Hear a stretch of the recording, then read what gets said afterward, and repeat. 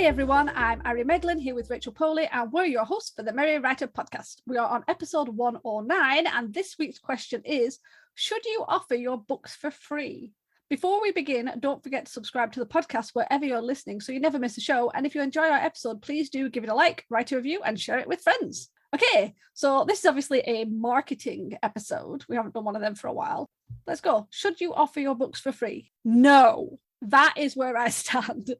No, you should not, as a general rule, offer your books for free. And I know there's probably people listening to this going, no, are you sure?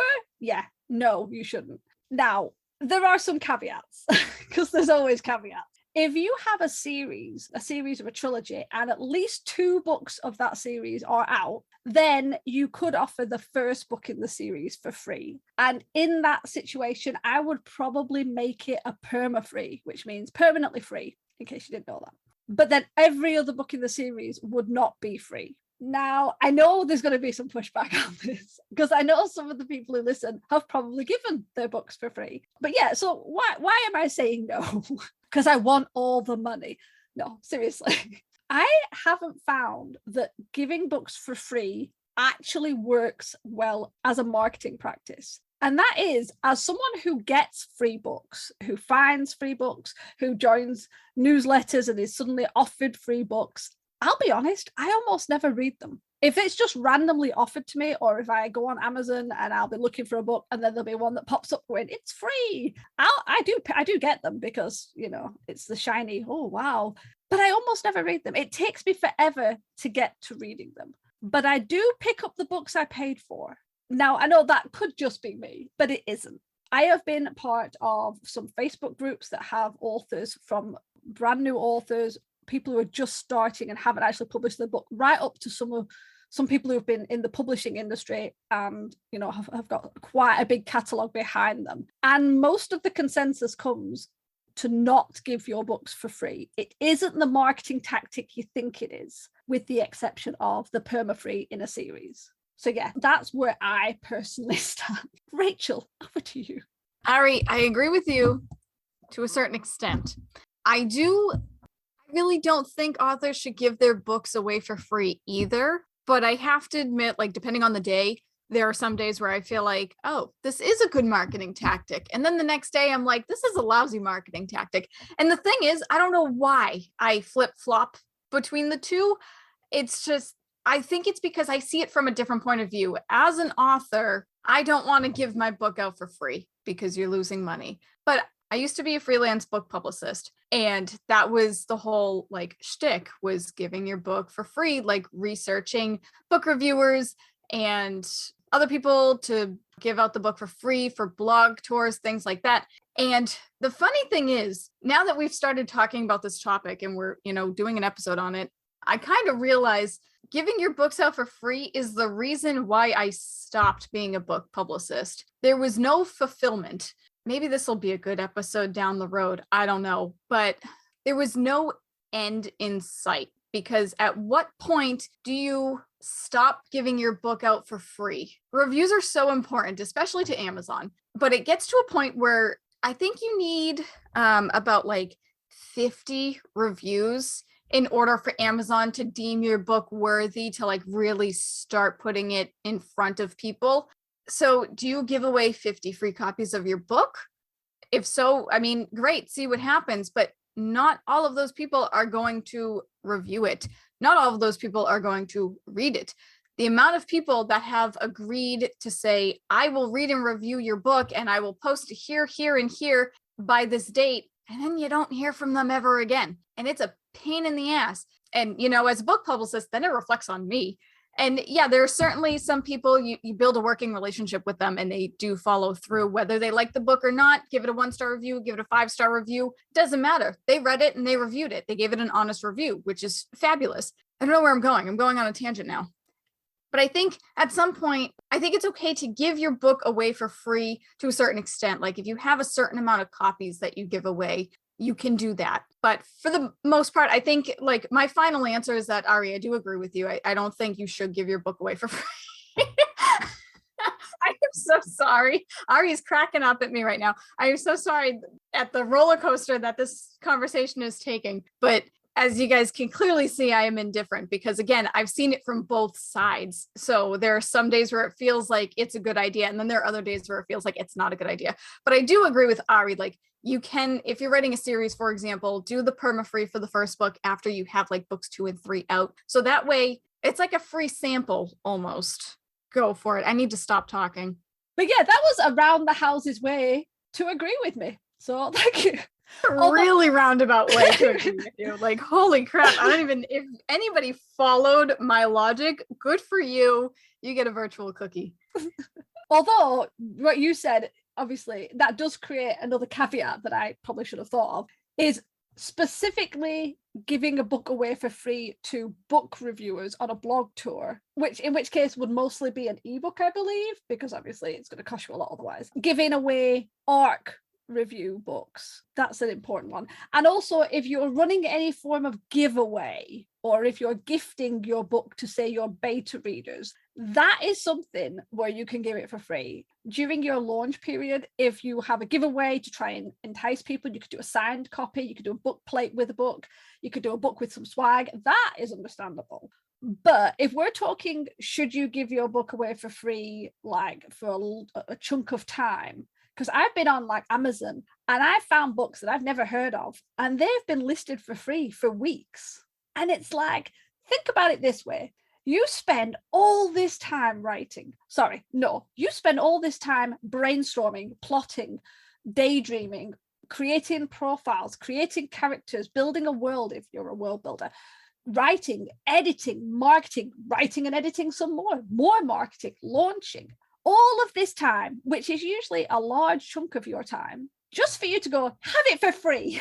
Now, if you've got a good catalogue behind you, offering the odd book for free is more understandable. But if you're a new writer, or if you've only got a few books out, why would you do that? Why on earth would you take all of that work and effort and time and give it away for free? I have seen people who've put their book out for free, like either as a part of the pre-sale, like it's been free for like a week or two, and so many people have got it that by the time they start charging, nobody's buying it. And it's like, well, is that any good? You're not getting any money. And as I said, I know a lot of people who get the free books and don't even read them. It's like, it's not on the top of your list if you have a free book. And I'm not talking you were gifted it. I'm not talking you were part of the street team and the author gave you a copy, or an ARC reader, or a giveaway where you go out of your way to find, you go out of your way to enter the giveaway. You go out of your way to help the author and they repay you in kind by giving you a free copy of the book. That's not what I'm talking about. I'm talking about finding a book for free. You've never heard of the author, you've never heard of the book. And that way you get this book, which you may or may not read, and the author gets zero. In fact, it costs them so much, and they don't even get a little bit to help cover the book cover or the formatting or the editing. This is obviously if you're self-published. I just don't see the point. I just don't see the point at all. And again, I'm going to throw in an example using my own business. When I first started, the consensus was, if you want to get orders, you have to do sales, you have to knock prices off, you have to offer coupons for like 20% off, 15% off, 50% off, blah blah blah, every time, always doing that. And you think, I'm not going to make anything if I keep doing that. But at the beginning, I would, if someone ordered, I would throw in a free gift. I would give them a 25% coupon off their next order. Do you know how many coupons were used? Do you know how many people used those coupons or vouchers or anything? One. And I've been in business for 10 years. Now, that isn't to say that people who had those coupons didn't come and buy from me again. They did. They just didn't bother using the coupon. And sometimes I would even reach out saying, oh, you got a coupon. And some of them were like, nah, it's fine, because they actually wanted to support me. So the idea that giving away for free is a really good marketing tool because it gets people noticing you. Yeah, maybe. If you're lucky, they will get it, they will read it, and they'll talk about it. But not a definite. And honestly, not very often. Not as often as you find. So yeah, I really am just sticking with the no. It's not worth it. You're probably not going to make all your money back that you spent on that book. It'll take time. I mean, writing is a passive income, so it kind of generates slowly. It generates, continually until the book is pulled. But the idea of just giving money away by giving the products for free when you could just set a price low, no, geez, no. Such a bad thing.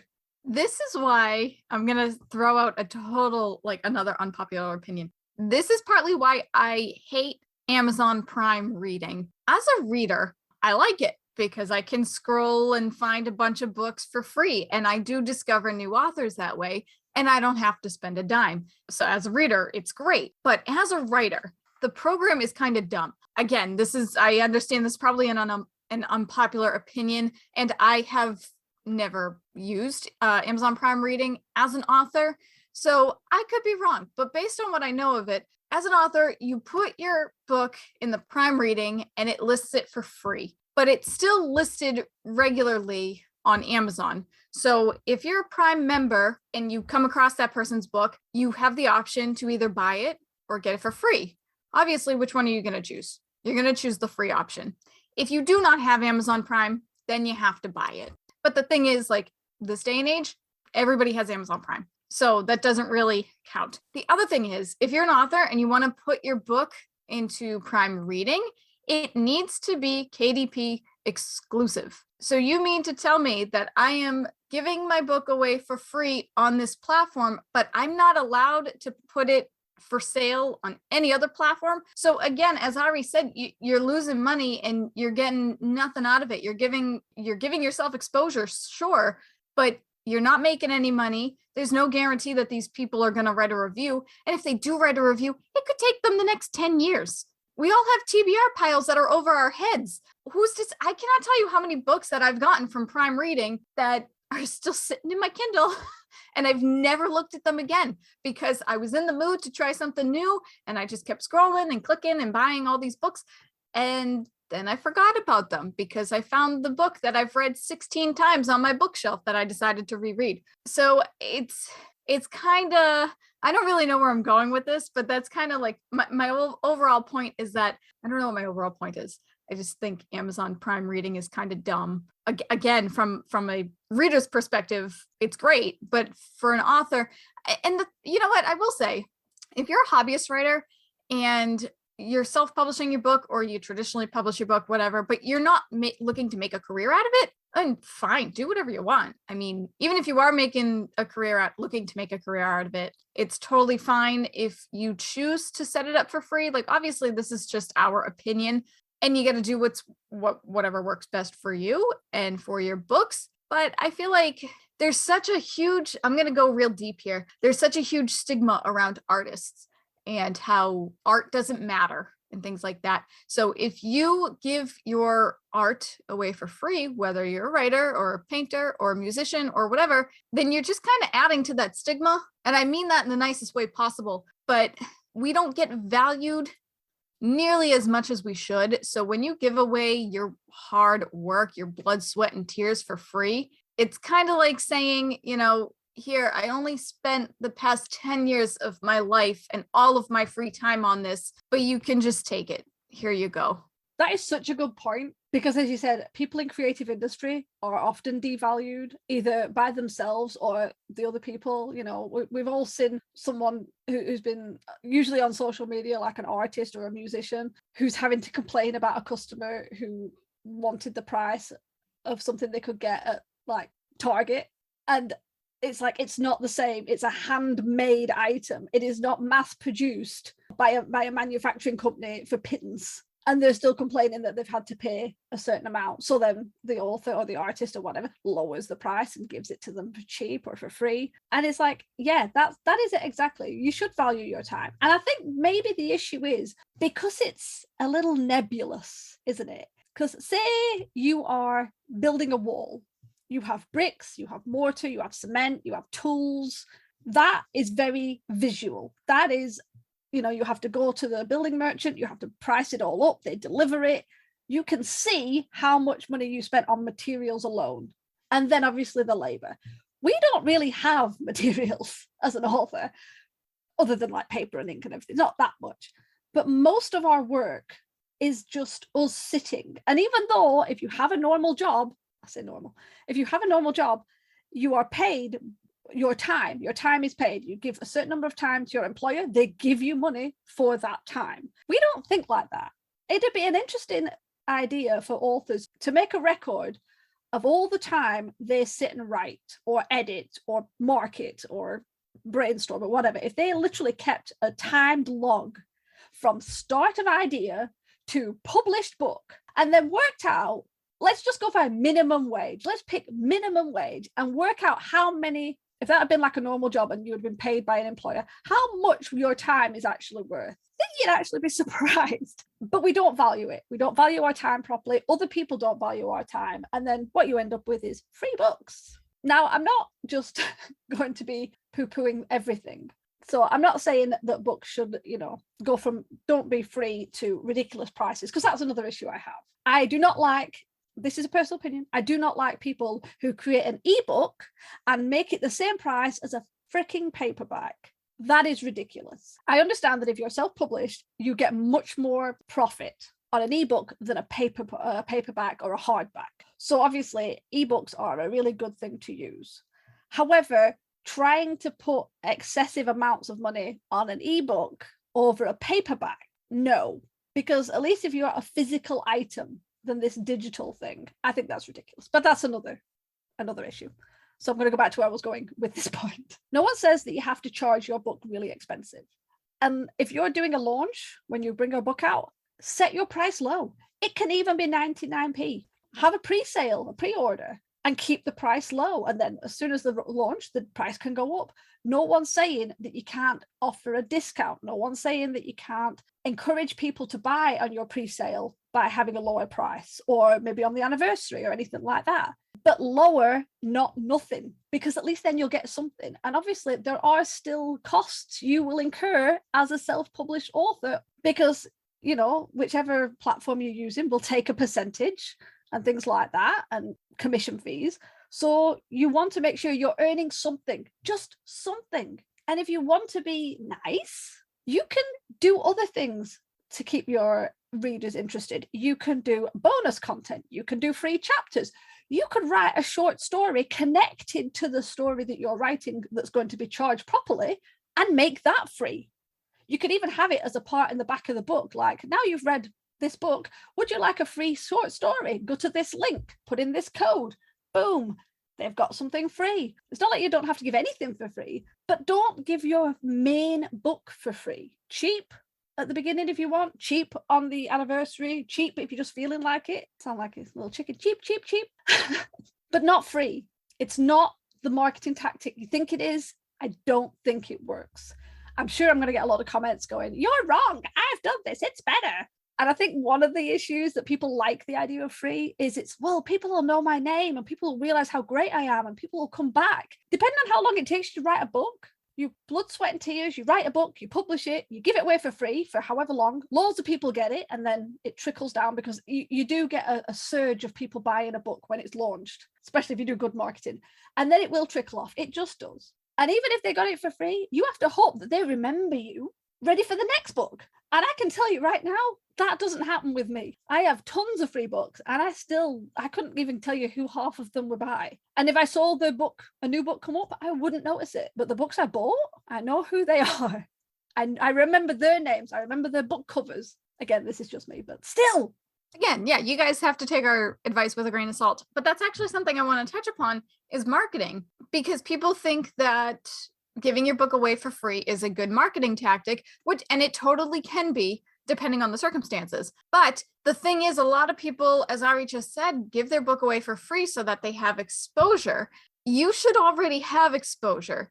If you are self-publishing a book, you should have been talking about this book. You should have been marketing this book long before its launch date. So the price of the actual book should not matter. You shouldn't have to put your book up for free to get people to notice you. You should have already been talking about it. You should have already been building an audience, building a reader base with beta readers, ARC readers. Like, you should have already been doing all these things. So that way, when the launch comes, doesn't matter what the price is, people are eager for it. People are excited about it. People want to buy it. If it's free, if it's 99 cents, if it's $5, you've already got the hype built up. People are going to want to buy it. So that's the other thing when giving it away for free. Like, it's not necessarily just exposure. It is, you should have already had that. Like, putting up your book for free can be an added bonus.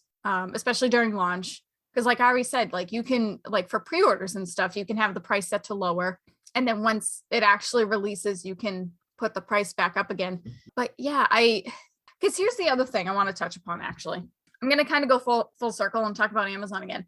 Again, Amazon reviews are super, super important. And the thing is, if you offer your book for free, granted, if you set the price to free on Amazon and people get the book through that, then technically they still bought it. So when they review it, it'll come up as a verified purchase. Otherwise, if you give your book away for free, it does not come up as a verified purchase. So when somebody reviews it, like I don't know if anybody's noticed, but if you go on Amazon and you look at the reviews of any product on there, some will say verified purchased, some will not. And the ones that don't have the verified purchase on it means they either got a free review copy, or I don't know, maybe they borrowed it from somebody and it's not actually theirs. They don't actually own it. Who knows? But Amazon doesn't like the reviews that are not verified.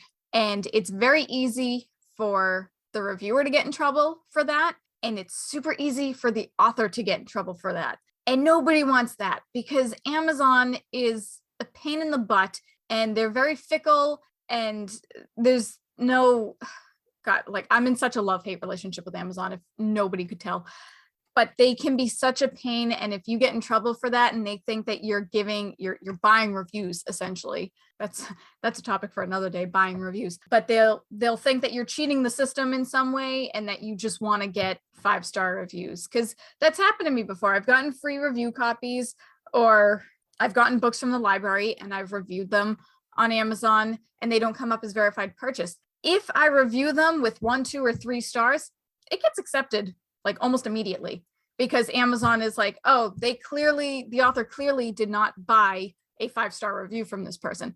But if I rated a 4-star, it might take a day or two. If I rated a 5-star and it's not verified purchased from Amazon, then it's going to take a couple of days, because Amazon is like, uh-oh, Mayday, they did not spend money on our website. So therefore, instead of going to a competitor like Barnes & Noble or going to the library, the author must have paid this person to write a 5-star review. So this isn't a legit review. So we're going to, penalize everybody involved. And that's a really roundabout way of explaining it, but there you have it. This episode's a mess. The thing you said about the exposure, that is so true. It's like, if you're trying to give away a free copy for exposure, it's already too late. And also, I think we still have this weird thought that people always want cheap, people always want free. And honestly, it's not always the case. I'm going to be boring again and talk about my experience with business. When I first started my shop, I priced all my products and everything, and then obviously you're supposed to have a pricing formula that gets you to a certain price. And I got to that and I was like, oh, no one's going to pay that. Oh no. So I sliced it in half and put it on, because I'm thinking no one's going to pay more than £3. Yeah, no, I'll just put £3 on. Yeah, that's fine. And I made a grand total of 15 sales in my first year. And what I found was, when I put my prices up to where they should have been, or even higher if I felt like I wanted more profit, they sold really well. Because sometimes people look at cheap or free and they go, is it really going to be worth it? Is it something that I want to buy? It sounds cheap in the bad way. And I find that, yeah, we have this idea that everybody wants cheap, everybody wants free. But no, people actually like quality. People are willing to pay what something is worth. Not everybody, we've talked about that. But a lot of people are willing to pay what a book is worth. And honestly, I have some books that are really, really cheap. Even after launch day, I'm talking paperbacks that are like, $2.99 several months after launch day. And I'm like, do I want to buy that? Is that really worth it? If it's, most paperbacks are $6.99 to $9.99 and they're selling it for $2.99. And I'll be honest, the first thing I think is, I wonder what's wrong with it. It's almost like they're giving it away. So yeah. That's a really good point, because when you have somebody go on to wherever you sell your book and they look at it and they read the blurb, you don't want them to look at the price and say, this looks okay, but it's free. So what am I losing? And then they get it for free. You want someone to look at it and be like, wow, this sounds really good. I don't care what the price is. I want to buy it. You don't want someone to look at your free book and be like, I'm not losing anything. So whatever. It's like all about mentality and stuff, and we're getting very deep. We are. But that's it. That is it exactly. It's like we have said that we both end up picking up free books, because you do when you have a Kindle, it just fills up with free books. But the fact is, they aren't the books we go to first. Mm-hmm. Even if they've got a really good blurb, it's still not the first book I pick up. I almost always go to the one I paid for, usually a paperback. And I've had free paperbacks. They're mostly unread. And I am not consciously going out of my way going, oh, I'm not going to read that, it was free. It just doesn't stick as well as actively thinking, yes, I am ready to spend money on this book. I want to know what this book is about. Yeah, I don't know. Maybe this is just me and Rachel. Maybe we're just weird and everyone else is like, we don't do that. What is wrong with you two? But honestly, I would definitely consider thinking more carefully rather than the knee-jerk reaction of, I should give my book for free during the launch or after the launch, or to everybody who's ever helped me ever, including the person who delivered the paper that I printed it on. No, don't do that. I believe if you're traditionally published, your publisher will usually give you a set of books for free that you can hand out to people. I think, I am not traditionally published, I wouldn't know, but I'm almost sure I've read that, where you get like a set copy, a number of copies that you can give away. That can be for gifts, that can be for giveaways. They don't just say, your book is free for ages. They launch the book and the book is for sale with a price right off the bat. The idea that self-published authors consider putting their books up for free randomly, or for, to hopefully get interest, not a good idea. The fact that traditional published authors don't need to do that, that's the thing. And if you're thinking, well, nobody will want to buy my book because it's self-published, yes, there is still stigma, and that's a whole other episode we'll talk about. But it is easing. And if you make your book good, if you have a great cover that makes it look to the point where you can barely tell that it's self-published, it doesn't differentiate between a traditionally published cover and a self-published cover. If you have great formatting, if you have strong editing and great writing, then people will be willing to pay for it. If you're slipshotting it and then thinking that nobody's going to buy it, then maybe it's because you slipshotted it and did a really rough cover and a bad edit, or not a professional edit, in which case you have a bigger issue than your pricing. Bottom line is, it comes down to strategy.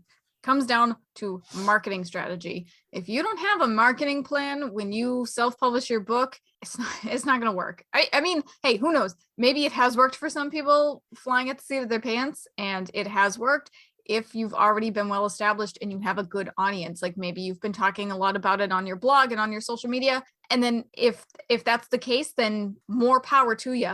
Again, take our advice with a grain of salt. This is just our, personal opinion, and this is the way that we would do it. But because there are certainly pros and cons to giving out your book for free. But I think you need to figure that out for yourself, and you need to really strategize and figure out what you want to get out of your publishing journey for the most part.